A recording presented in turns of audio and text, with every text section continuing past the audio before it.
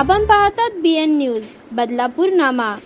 कल्याण तालुक्यातील जांभूळ गावात अनधिकृतपणे बांधण्यात आलेल्या संविधान चौक चौथऱ्याचं निष्कासन करण्यात येणार असल्याची माहिती समोर आली आहे। जांभूळगाव परिसरात आचारसंहिता काळात शासकीय जागेवर संविधान चौक या चौथऱ्याचं बांधकाम करण्यात आल्याची तक्रार दाखल करण्यात आली होती। मात्र त्यावर कारवाई न झाल्याने तक्रारदाराने महाराष्ट्र राज्य मानवी हक्क आयोगाकडे तक्रार दाखल केली। त्यानंतर चौकशीअंती ही जागा महाराष्ट्र शासनाची गुरुचरण जमीन असल्याचं चौकशीत निष्पन्न झालं। 4 जुलै रोजी मानवी हक्क आयोगाच्या सुनावणीमध्ये ही बांधकाम शासकीय जागेवर असून ते निष्कासित करण्याचे आदेश देण्यात आले।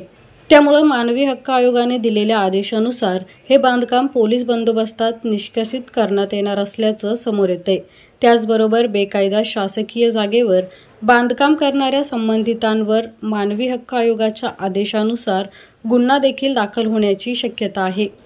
मात्र याच गावात शासकीय गुरुचरण जागेवर अनेक अतिक्रमणं झाली आहेत, परंतु संविधान चौकावरच कारवाई का, असा प्रश्न येथील संविधानप्रेमी नागरिकांमधून उपस्थित केला जातोय। त्यामुळे जातीवादी मानसिकतेतून केलेल्या तक्रारीविरोधात येथील संविधानप्रेमी नागरिक आंदोलन करण्याच्या तयारीत असल्याची सूत्रांची माहिती आहे।